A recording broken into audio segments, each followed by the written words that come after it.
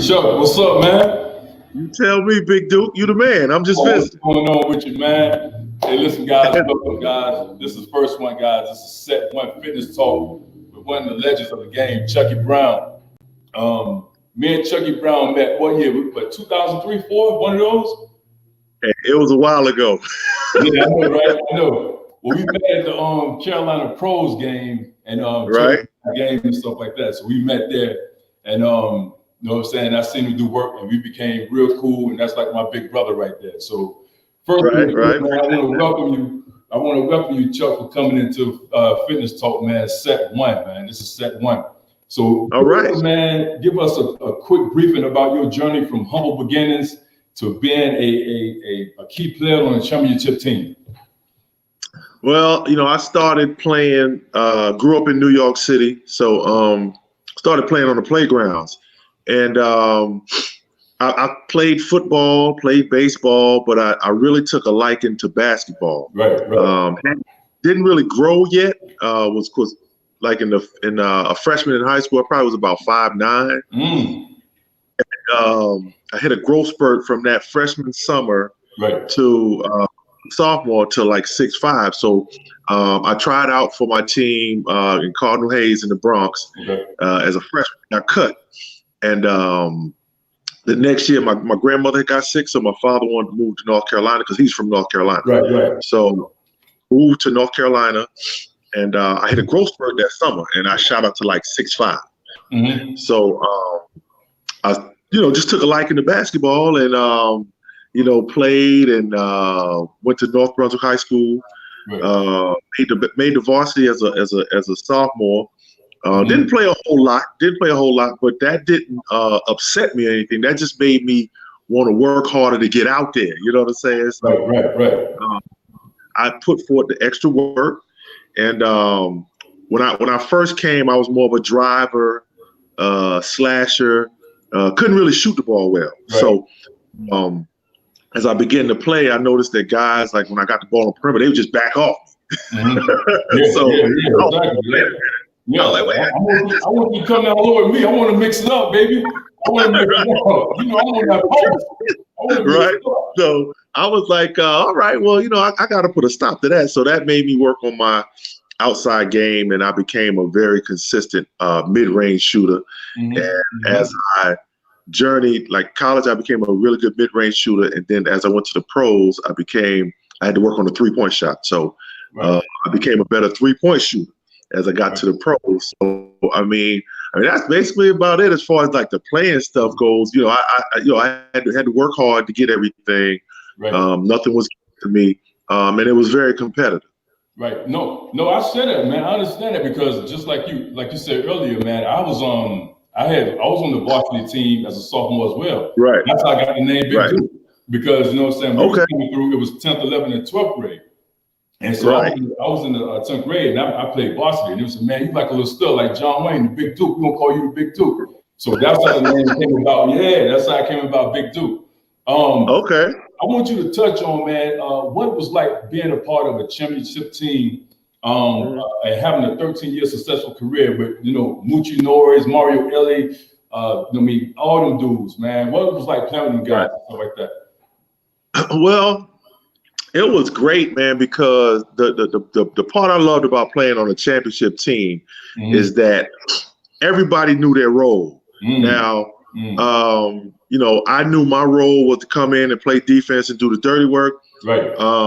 We knew Clyde and Dream's roles were to score. And like say, if we had like really tough perimeter defenders, perimeter offensive players, Mario would probably take them. So that would take the stress off of Clyde, so he didn't have to play.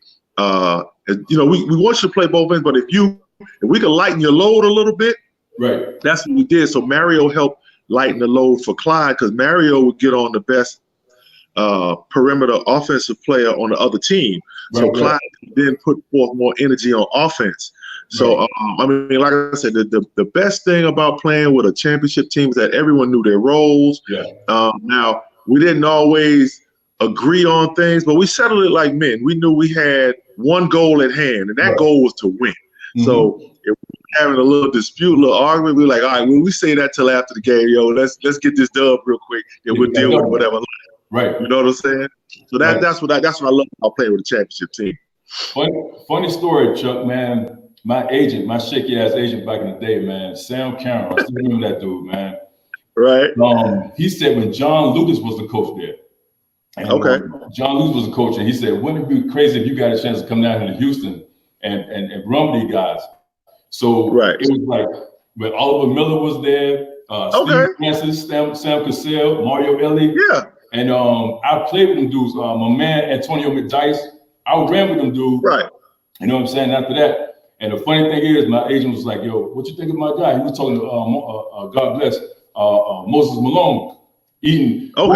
Yo, check this out. Moses Malone had a can of Trevor Candy fruit and a thing of Spam.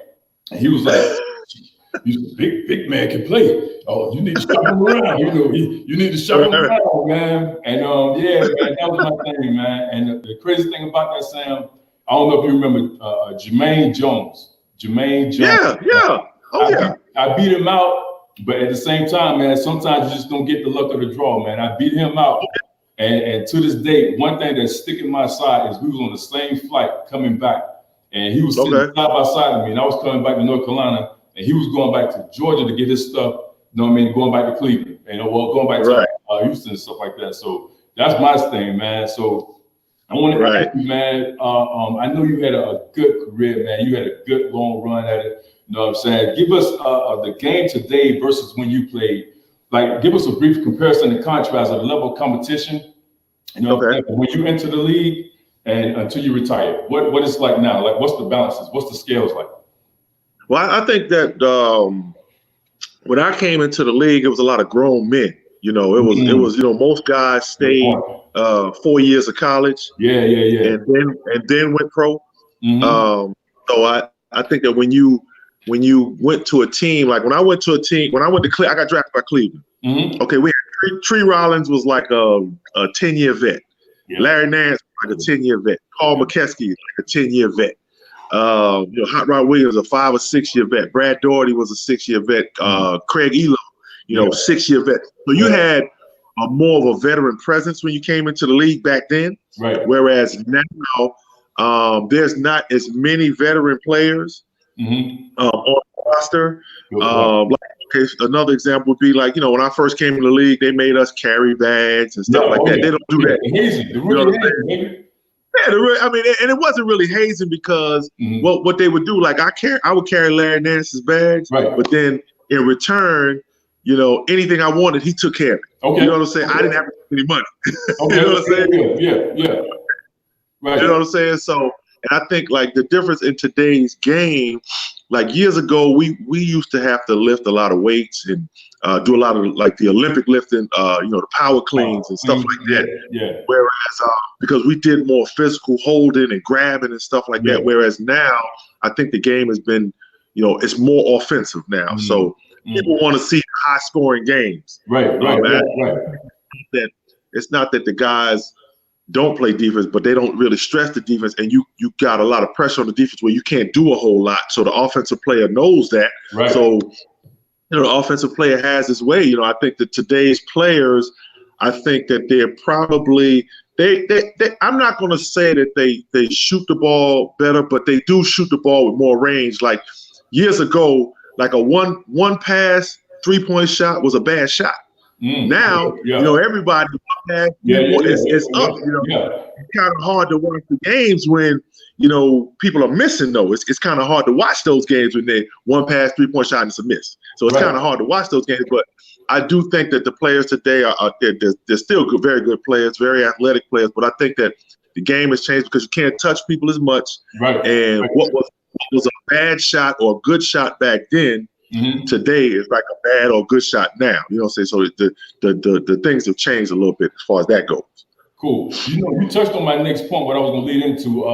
Like you said, like the physicality of the game, not being back then versus now. So that leads me to my next point. Like to me personally, I think to get today's game is kind of soft. So what would who player or players You know what I'm saying? Who would you say right now can sit there? You can sit there. You did a time warp. You can take a player today and put it back into your time era. Who can play right now? You know what I mean? With no problems, have no problem adjusting to the physicality of the game when you play versus today. I think of course Kawhi Leonard. I think Kawhi Leonard could because he's solid. You know, I think a guy like Patrick Beverly could. Yeah, I think that Kevin Durant could. Really? Even though KD? What? Yeah, I think KD because he can shoot. Okay. So he wouldn't have to venture in there. Right. You know, and he's like 6'9", 6'10", so he wouldn't have to come around and take the pound. He can shoot the ball. So that's why I say KD because he can shoot. I think LeBron could. I think LeBron could because of the body. I don't think that you know, he would be going to the rim as much, like, because dudes will throw you down and, you know, and see what you're made of. You know what I'm saying? So they don't do that nowadays. Right.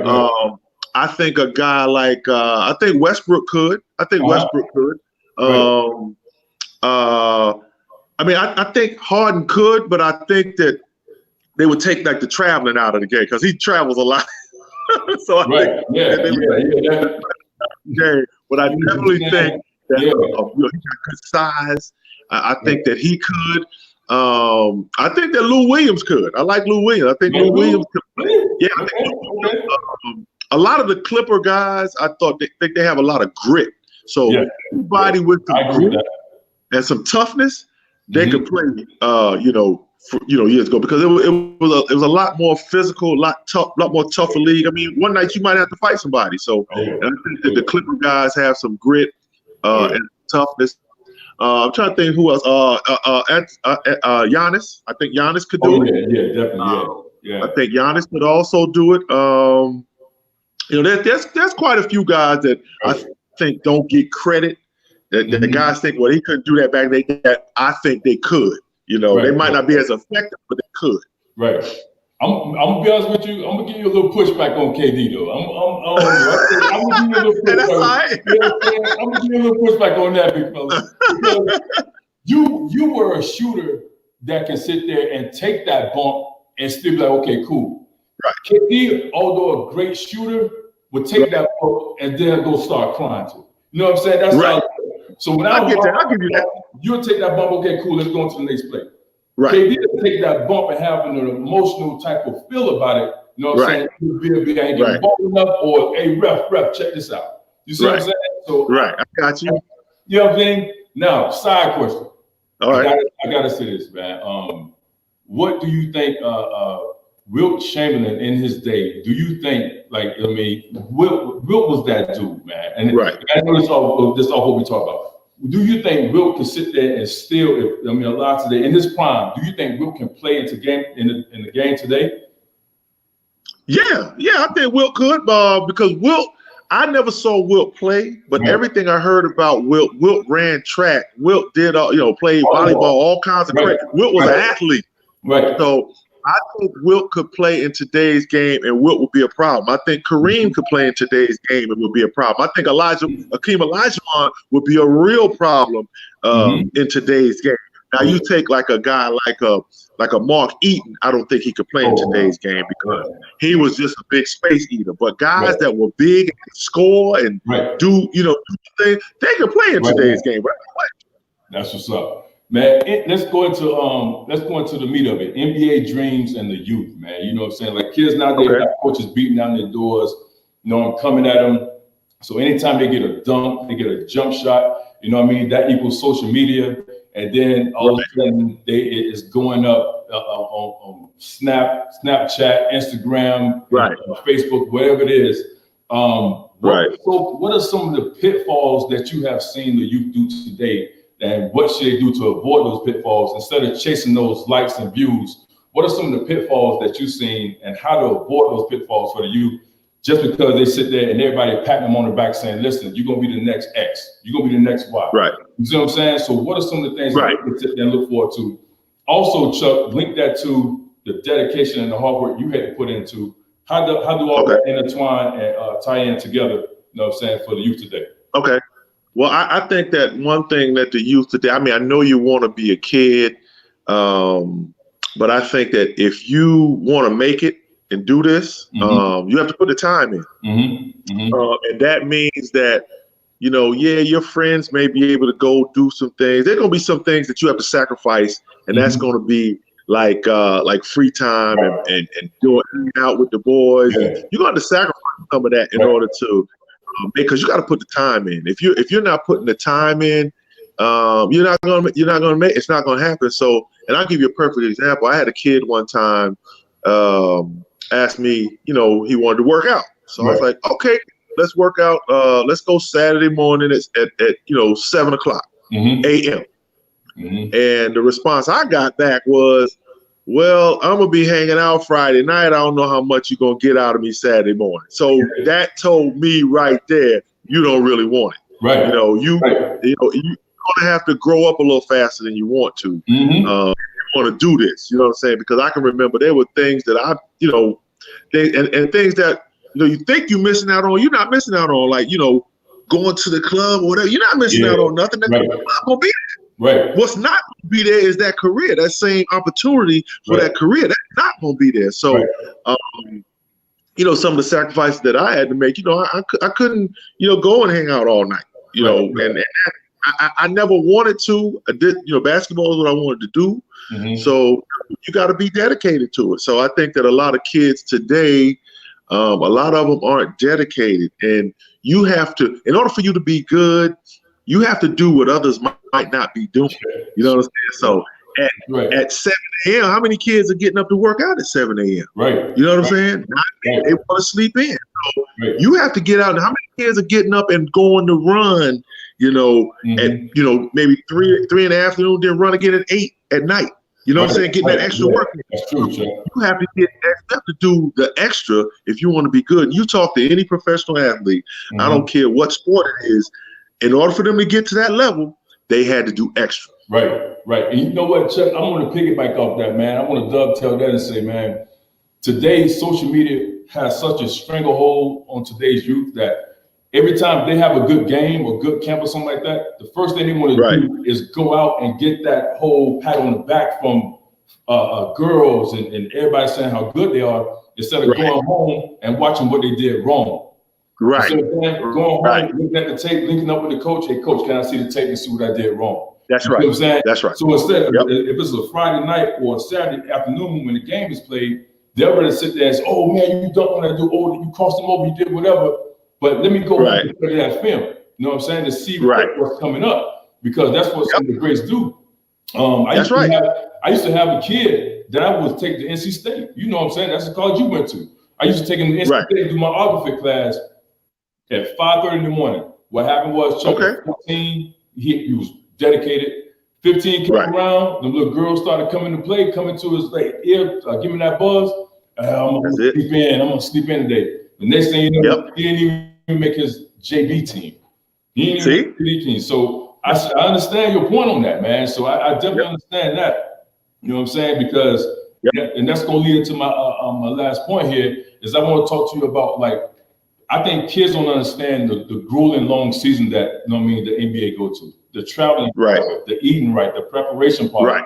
Because you're coming from a, you know what I mean, 25 to 35 some games, including, you know what I mean, playoff, but you're talking about almost over 100 some odd games, close to 100 games with the NBA. So talk about, like, from a mind-body preparation, you know what I'm saying? Talk to us briefly about the grueling long season and what you got to do to prepare yourself for that season. Yeah, the season is long, man, and the things that you have to do is you have to get the proper rest. You have to stay off your feet. You can't be up all the time, walking around and hanging out. And you also have to eat right. Now you have to, I'll give you an example. Like before a game, the night before a game, I might load up on the carbohydrates. I might have some spaghetti for dinner. You know what I'm saying? So that helps my energy for the next day. And before a game, I try to eat probably 4 hours before the game, so I make sure my food is digested.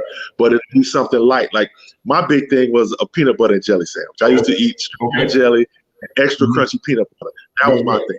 So I would have a peanut butter and jelly sandwich before a game, and that, you know, the fact that I had the carbohydrates the night before, that helped provide the energy, and I was light going into the game. Right. And also you try to drink plenty of water, plenty of fluids, and you try to stay away from the sugar because sugar gives you like that immediate high, but then you have that fall where you start lagging. So you try to stay away from the sugar stuff.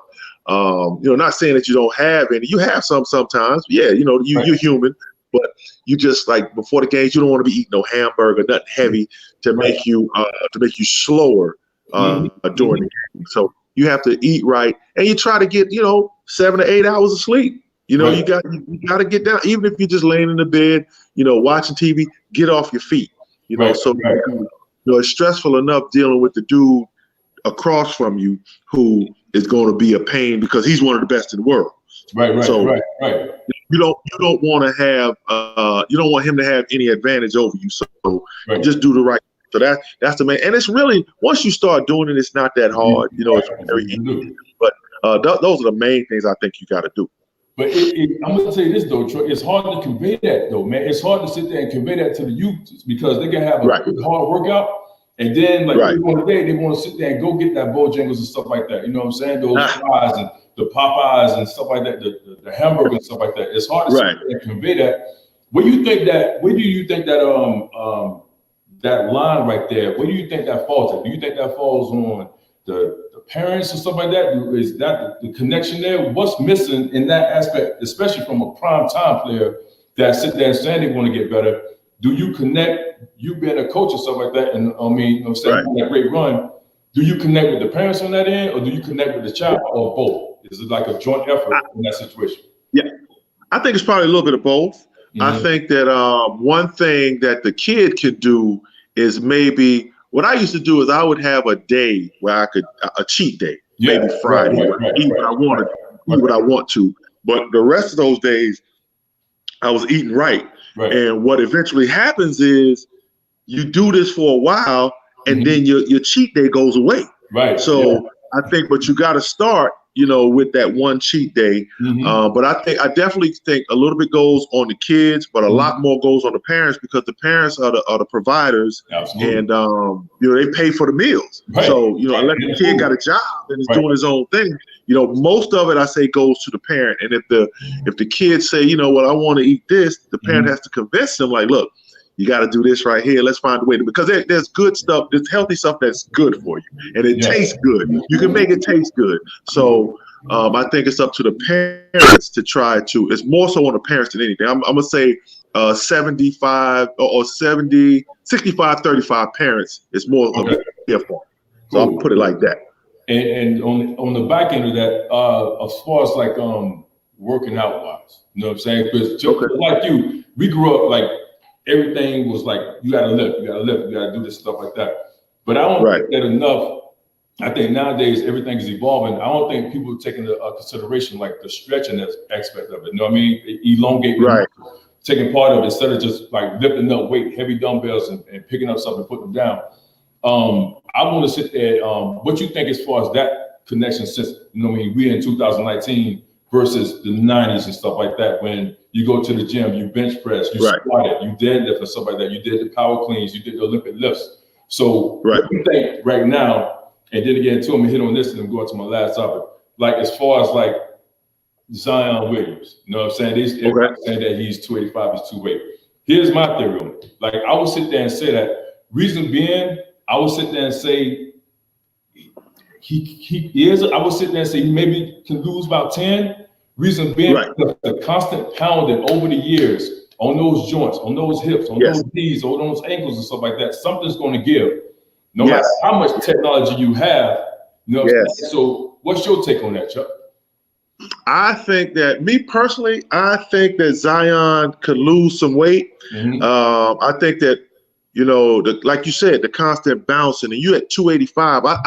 I said he needs to be no more than 265. I said this when he first started playing in college. He played 30 games in college. Now you're going to go to playing like 82 to 100 games now.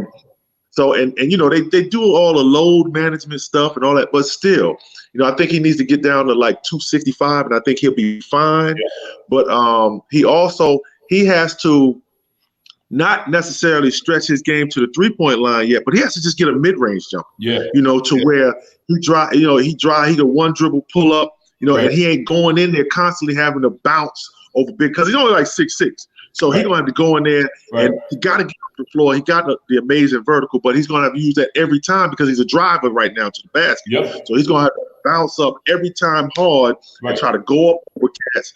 And, that puts a lot of stress on his joints. Like you said, his hips, his knees, something's going to give because all going up. And this can only be, all you got to do is go back to, Chuck, all you got to do is go back to the Duke, when they was playing in the March Madness, when he made just a sharp turn and the force of the impact made his shoe, he bust out his shoes.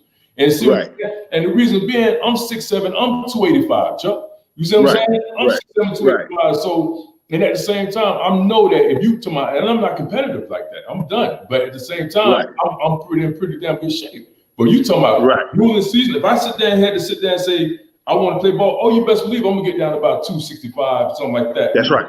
That's right. I'm gonna do that because now, like you said, you're talking about a grueling, long season, 82 something hard games, traveling with everything, stuff like that. You gonna have guys bumping you and stuff like that. You got to sit there and maintain that. I don't care what kind of technology they have today. That's right. Pounding and he plays the way he played is geared towards. It's not geared towards easy playing. It's all hard. It's all hard. That's right. So last one, man. I want to ask you, Chuck. I got to ask you this, man. This been going on since this guy came in the league versus a guy who already been in the league and who put this work in, who have done work. Chuck, who is the GOAT? Who is the GOAT, my dude? Who is the GOAT? Who is the GOAT, man? Chuck. Okay, I got you. I got you. Okay, so I'm gonna tell you like this. So I don't argue with people that say Jordan is the GOAT. I don't argue with people. You got some Kobe fans that say he's the GOAT. Right. You got Wilt people that say Wilt is the GOAT. Right. Some people say Magic. My personal GOAT is Kareem Abdul-Jabbar. Okay. Kareem Abdul-Jabbar is the GOAT to me, and this is why. You can't go wrong with that. Huh? You can't go wrong with that. Right. Well, see, this is my reasoning why Kareem is the GOAT is because Kareem had a shot that you knew was coming. You couldn't stop it. They changed the rules when Kareem was in college. They changed. He was dunking on people so much. They changed the rules. Okay, well, you can't dunk. Right. So when they did that, he created the sky hook. Right. So to me, Kareem was like 38 years old. Yeah. And still getting like 25 and 15. You know what I'm saying? So, and for a big guy, 7'2", that had to depend on people getting him the ball. Right. Kareem is my GOAT, but I don't argue with people that say Jordan. I don't argue because Jordan was a monster. Right. No, now I didn't speak Wilt play, but Wilt's numbers alone speak. Because every time there's a record being set, you see, okay, Wilt Chamberlain had this record, and it'd be like assists. Like Wilt was dropping dimes too. You know what I'm saying? So Kareem is my GOAT. Kareem. My GOAT, man, my dude is Jordan, baby. Jordan. Okay, I can't argue that. I can't argue that. I won't argue that. I think the reason being, Chuck, for me is the first thing, both was like birthday on the same day. Okay. Second thing is the heart, man. The heart of Jordan, man, is unmatched. You know what I'm saying? Right. And like I said, I don't take nothing from LeBron lovers out there. LeBron is, and that's LeBron is a freak. Like I said, I think you can put LeBron in any time zone and he'll give you numbers. You know what I'm saying? He'll give you buckets off top. Right. Me, man, Jordan was that when I need something done, when I know when it's the fourth quarter, if I'm talking about a football analogy, if it's fourth quarter and I got to punch it in, give it to Jordan. Right. You know what I'm saying? Right. I ain't talking about the first and second quarter where everything looked good. I'm talking about when you're tired and it's 4th and inches, you got to punch it in. I want Jordan from a heart standpoint and his body work. Give me Jordan all day, man. Yeah, so, I don't argue that. I can't argue that. Right. So I want to close it out, Chuck, and say, man, if there's anything else you want to say, man, that you want to add to this right here. Man, just thank you for the time, man. Yeah. I mean, like, we stay in a little bit of contact, and right. It'd be great to have lunch sometime. You know what I'm saying? Just one day to kick it. But I know you busy. I'm tired up sometimes too. But if ever time we can get together, we need to link up. You know what I'm saying? So it's we've seen each other physically. You know what I mean? So I'm gonna say this, man. I don't know if you was in the locker room, man. I gotta tell this, man. I think I told you before. Shout out to my man O'Shea Duke Jackson, man. I said this on the first one. But man, we was in the locker room. I don't know if he was on the or not at at Carolina doing the Carolina Pros. And man, it was me, Josh Howard, Chris Paul, and Rodney Rogers. Okay. So me and Rodney Rogers was side by side. You know how big Rodney Rogers is. Right. Chris Paul first got into the league. And Josh Howard, he just straight hood, right? You know what I'm saying? Right. So Josh Howard was sitting back in his chair like this right here. Chris Paul seen me for the first time, was like, and Rodney Rogers standing beside me. And Rodney Rogers about 6'8", big. So Chris Paul was like, so man, like what you do? I'm saying, I'm trying to get like Rodney Rogers, right? so Chris, and then Rodney Rogers, nah, you got dude, man. You got little cuts on you, stuff like that. So Chris Paul, right. So what kind of stuff you eat? Josh Howard like, man, shit. Man, that big nigga eating old people. Dude, oh yeah. I was in there. You was in there? I was in there. I remember that now that you said it. I was in there. Man, the whole washing room. That big nigga eating old people, man. That was some fun time, though. That was some fun shit, man. Yeah, that was fun times, man. But yeah, we need to link up sometime, man. But again, thank you for having me, Tom. Big Duke. All right. Man, for coming in. This is it. All right. Talk set one. You know what I'm saying? We got Chucky Brown here. Chucky, I appreciate your time, man. Thank you, man. All right. All right, Big Duke. All right. Yep.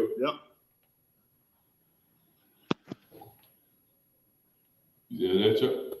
I hit them up.